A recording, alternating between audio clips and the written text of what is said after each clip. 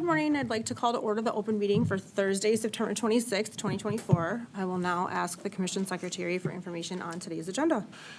Each commissioner has independently reviewed the minutes of the open meeting of Thursday, September 19th, 2024, and each has informed me there is no need to discuss the minutes. I move we approve the minutes of the open meeting of Thursday, September 19, 2024. Second. All in favor? Aye. Each commissioner has independently reviewed the agenda, and each has informed me there is no need to discuss the notices associated with agenda items 2 through 8. The suggested minute associated with agenda item 10, approving the request of 350 Wisconsin for intervenor compensation in the amount of $16,603 for its participation in docket 3270 UI 101. The suggested minute associated with agenda item 11, approving the request of 350 Wisconsin for intervenor compensation in the amount of $16,603 for its participation in docket 6680 UI 100. The suggested minute associated with agenda item 14, directing that a letter of reprimand be issued to the Northern States Power Company, Wisconsin for violation of the order in docket 5GI 106 and schedule GCR 1.3 and allowing NSPW the ability to recover costs associated with contracts through the purchase gas cost recovery mechanism. Commissioner Nieto is recused from agenda item 15.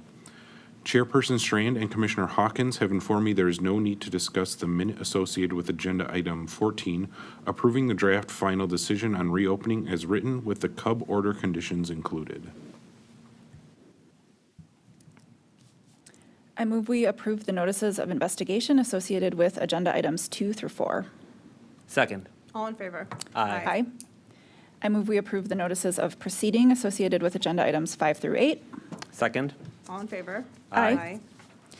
In docket 1 IC 561, I move that we fully fund 350 Wisconsin's intervenor compensation request in the amount of $16,603. Second. All in favor? Aye. In docket 1 IC 562, I move that we fully fund 350 Wisconsin's intervenor compensation request in the amount of $16,603. Second. All in favor? Aye. In docket 4220 GP 2023, I move we issue a letter of reprimand to the applicant consistent with alternative 2 in our commission memo. Second. All in favor? Aye.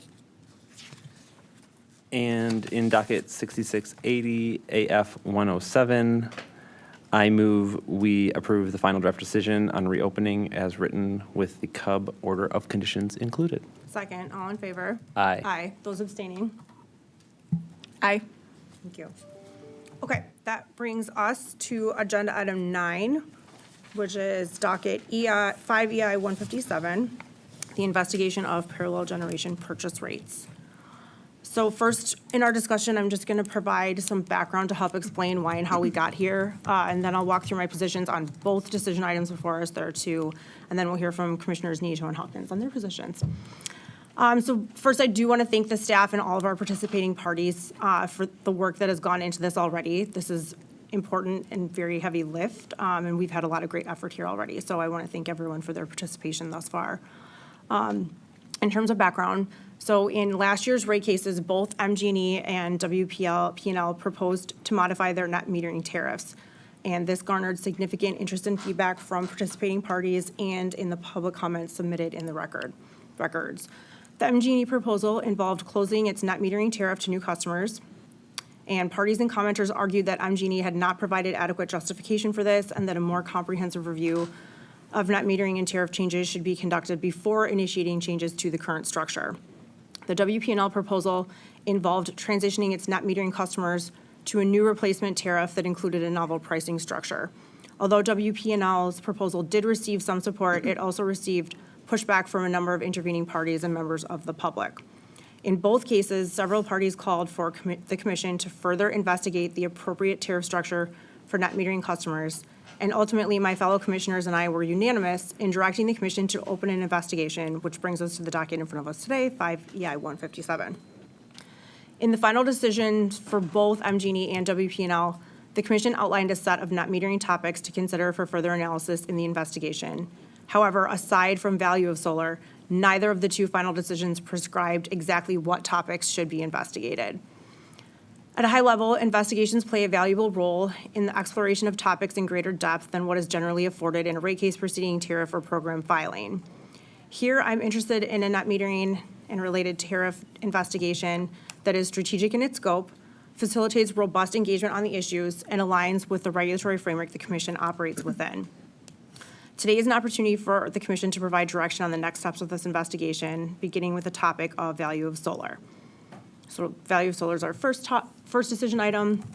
On March 20th of 2024, the Commission staff issued a memo for comment that summarized the analysis and issues related to net metering identified in this investigation, requested that participating parties produce a value of solar study, or VOS, and sought requested input on which other issues should be considered in this investigation. The Commission memo prepared for today's meeting summarized the value of solar analysis and comments received in response to that March memo. Numerous value of solar analyses and comments were received from participating parties, and each offered varying perspectives on this complex issue. Echoing my earlier comments about exploring challenging topics and issues in greater depth, value of solar is a vast novel topic that's highly technical in nature and does require thoughtful deliberation. Fortunately, Commission staff are working diligently to gather more information about the value of solar. As noted in our memo, they requested technical assistance from the U.S. Department of Energy's Office of Energy Efficiency and Renewable Energy and the Office of Electricity in conjunction with Berkeley Labs.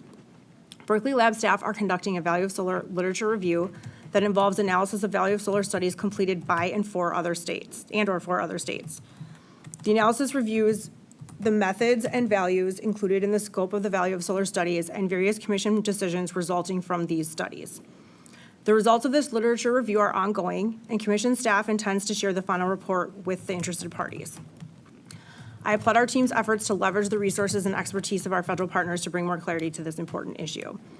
Our first decision item asks how the Commission should proceed on the value of solar study.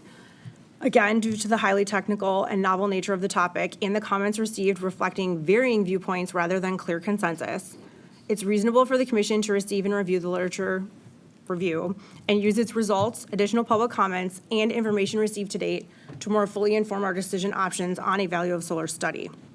We know this literature review information will be available in the near future, and it's incumbent on the Commission to consider it before issuing further guidance on the value of solar in Wisconsin. So that puts me for our first decision item at alternative 1, which is to direct Commission staff to return to the Commission for a decision on a Wisconsin-specific value of solar study after the literature review is received and reviewed and after additional opportunity for public comment. Very briefly, alternative 2 is problematic for me because we're not yet ready for that step. The lit review is important to consider new information, which may help guide future decisions and directives in this investigation. And the sub-alternatives associated with alternative 2 include logistics, procurement, funding, consultant options, et cetera, and timing that need to be further explored before we can direct staff or third parties to undertake those procurements. And then my issue with alternative 3 is that I still believe this is very important work and needs to continue to move forward. So I don't want to stop work, but I'm merely suggesting that the sequence of our approach is strategic and thoughtful, especially in terms of receiving this literature review. Our second decision item is related to additional potential subjects for investigation. So the March 20th memo also requested feedback on other topics the Commission could consider as part of the net metering investigation. And the suggested topics are cost of service, solar adoption rates, net metering rate design, access to distributed generation, and clean energy goals. So a couple of these topics are relatively straightforward and can be analyzed in a manner that should produce actionable analysis for the investigation. However, a few of the other topics are more complicated, and I do have some concerns about analysis feasibility with those. Also, expanding the scope of the investigation to include some of those topics could be problematic if their inclusion results in actions or recommendations that are not explicitly within the scope of the PSC's regulatory authority. In crafting this investigation scope, we do need to be mindful of its overall viability and what we want to accomplish. Also, the timing and sequence of this investigation are important, as is our shared desire for continued progress and a path forward. So I'm seeking to strike that balance in how I approach this. Here, my preference is to review and analyze the literature review and related feedback, first, especially if it may include any potential interplay between a value of solar study and other subjects ultimately included in the investigation. I want to ensure we are accounting for the possibility that the literature review, subsequent public comments, and additional staff research could inform the other issues that may be included in the investigation. To be clear, I understand these other topics are different than the value of solar study and the literature review, and that an investigation on some of those topics could proceed on its own. However, while we're eager for results and a path forward, we need to work smarter and not harder, and in the right order. So for this one, I'm at alternative 3, which would be in addition to directing, which would result in addition to directing commission staff to return to us for a decision on a Wisconsin-specific value of solar study after the literature is received and reviewed. Then I would also ask that at that decision point, it includes above referenced topics as part of a future memo to the commission so we can make a decision on full scope of the investigation at that time with more information. So in terms of next steps, just to reiterate, we'll receive, complete, and analyze the literature review, solicit additional public comments at that time, further develop the value of solar study options and other topics for investigation, and then bring all of those things back to the commission for a scoping decision on how to proceed. So again, I'm at alternative 3 for that one, and I will turn it over to Commissioner Nieto. Thanks, Chair Strand. All right. On the statewide value of solar study alternatives, I was where you were at too. I think, like you said, no matter what steps we ultimately land on or take at a future discussion point, interested stakeholders should continue to be closely involved at every step of the way. But I'd like to see what the Berkeley Lab final report says first. So I'm at Alt 1 on that one. And going to the 4 additional topics for scope, I like your suggestion. I think as I was reading through this, the timing of these different pieces and kind of where we're at this juncture was a big question that I had. And I think your option resolves that. If we're voting to select specific topics here today, I would have selected 1 through 4 and I would have been inclusive and had staff pursue those. But I really do like your option to, why can't we discuss all of this after we take a look at that lit review? So I'll join you on an Alt 3 there. Thanks. Commissioner Hoffman? Thanks. Pretty similar to what we just heard from Commissioner Nieto. I'm at Alt 1 on waiting for the lit review to be completed. As far as the additional subjects for the investigation, I shared some timing concerns, and I believe your proposal solves that as well. I also had some concerns with the fact that there was some redundancy in the list, I think, especially some of the impacts to low-income participants. It seems like an analysis of the different rate structures could already have gotten into that. And so I was prioritizing the top 2 options. I'm fine with all 4 being included, but I wanted to just make sure that there was some clarity there, that we don't just have things repeated in our list of what we want to include for no reason. The other item that relates to the scope, and I think can again be consistent with the chair's recommendation for dealing with everything at the same time, was the topic of the cost of service study and the fact that we have a separate open investigation there. And I just want to make sure that the scoping discussion we have considers that parallel track effort as well, so that these 2 efforts can inform each other, because I believe, in particular, I really liked the CUB comments that said that these bits of information should, help support the overall direction, and I agreed with that particular commenter. So I think that is all fine, but I just want to, because I wasn't around when that was opened, I want to just make sure that cost of service study can inform this investigation, and so I'll follow up on that offline probably, but just wanted that to be flagged. Yeah, very helpful comments. Thank you. Yes, and again, nothing that we're doing today is going to preclude any of those things from being considered. We just want to make sure that the sequence of those considerations is kind of linear, and that we have all of that information available to us when we're kind of finalizing the scope of the investigation. So thank you both. I think that we're ready for a motion on this one then. All right, in docket 5 EI 157, I move that we proceed with the investigation consistent with our discussion today. Second. All in favor? Aye.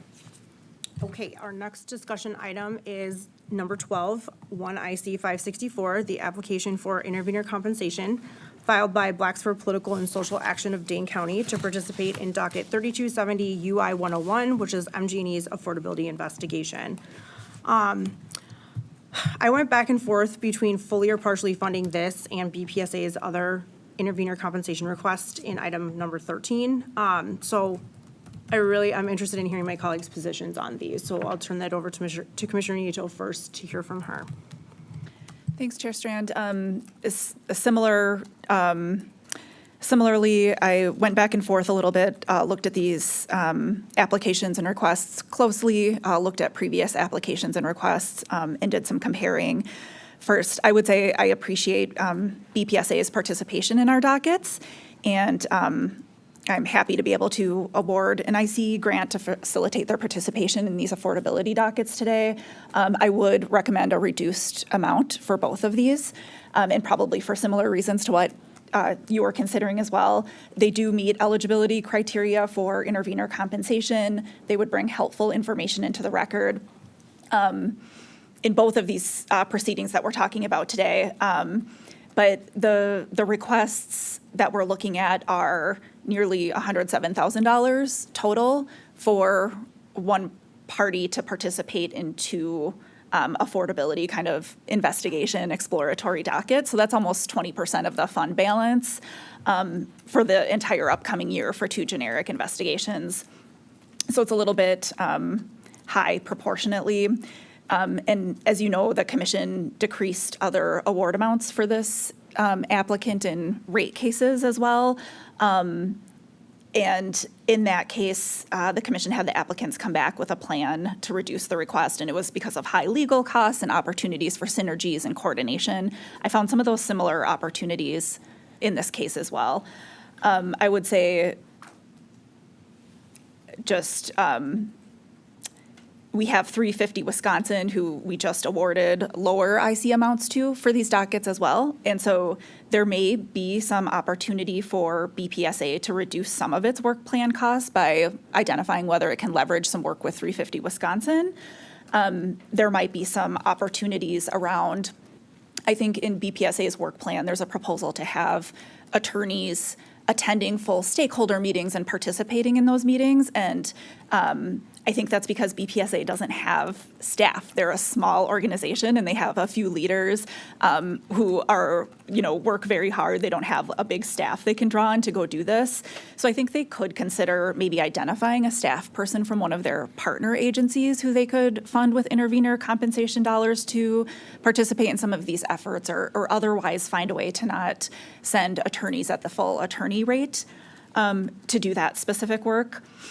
And then in addition, I thought another opportunity they could explore to reduce their scope would be perhaps combining some of their own efforts across these two very similarly timed dockets, just like the commission discussed in the WPL and MG&E rate cases last time around. So all of that said, I'd either ask them to reduce the attorney costs by 50% on each docket, or otherwise just in general reduce the overall request in each docket by 25%, and those would come out to be the same result.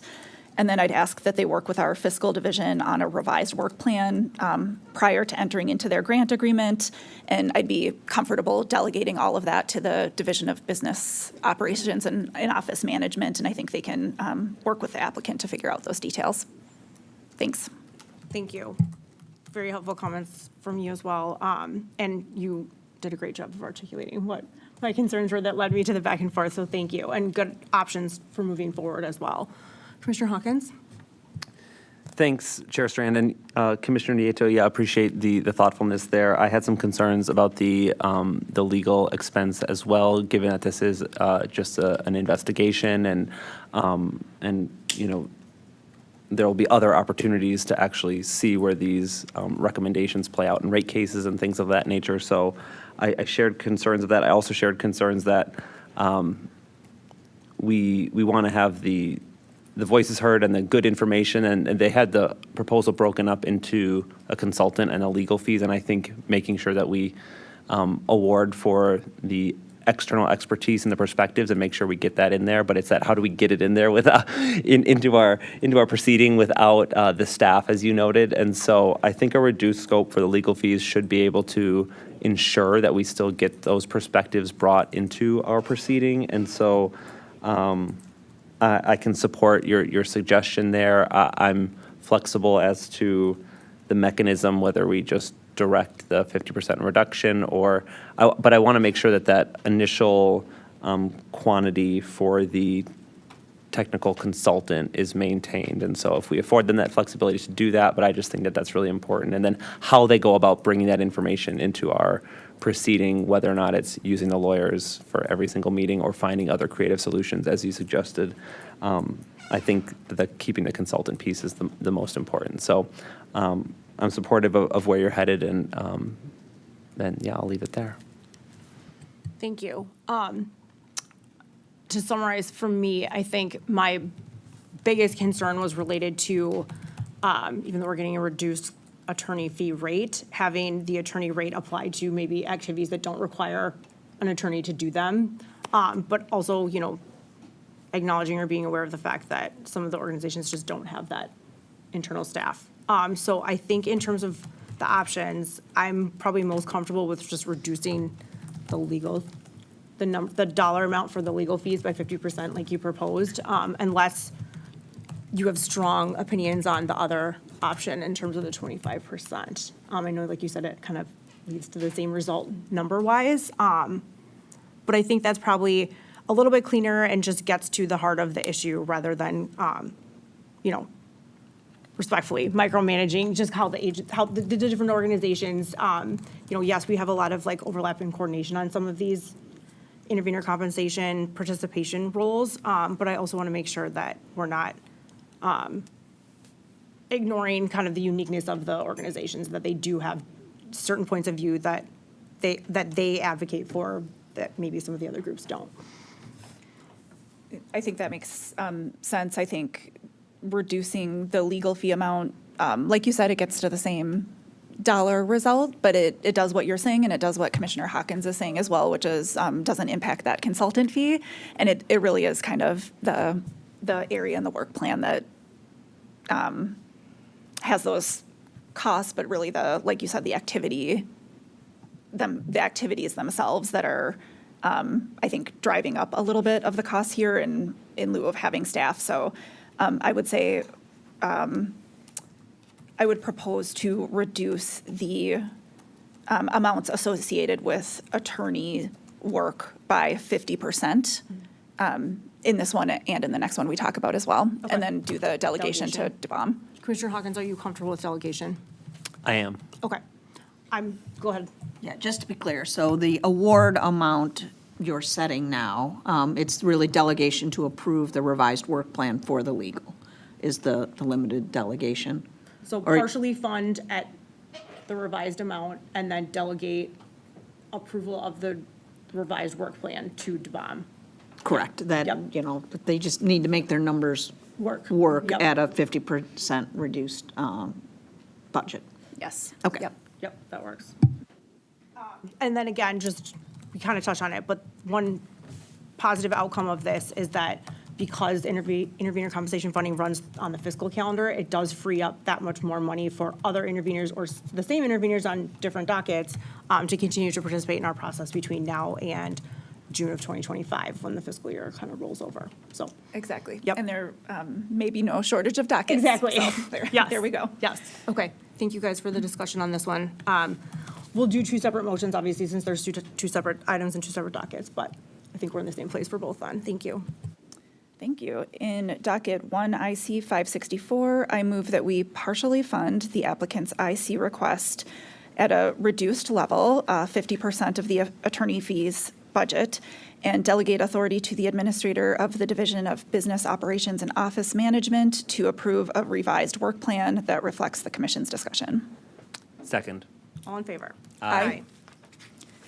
And are you ready for a motion in 1 IC 565 as well? Yes, thank you. In docket 1 IC 565, I move that we partially fund the applicant's IC request at a reduced level, reducing the attorney cost by 50% and delegate authority to the administrator of DBOM to approve a revised work plan that reflects the commission's discussion. Second. All in favor? Aye. Thank you. That does conclude our official business for today. Our next open meeting is scheduled for Thursday, October 10th, 2024 at 10:30 a.m. May I have a motion to adjourn? I have us at October 3rd. Yeah, that's an old one. That's an old one. Oh, Yeah. thank you. All right, well, I move we stand adjourned until Thursday, October 10th, 2024 at 10:30 a.m. Second. All in favor? Aye. Aye. We're adjourned. Thank you.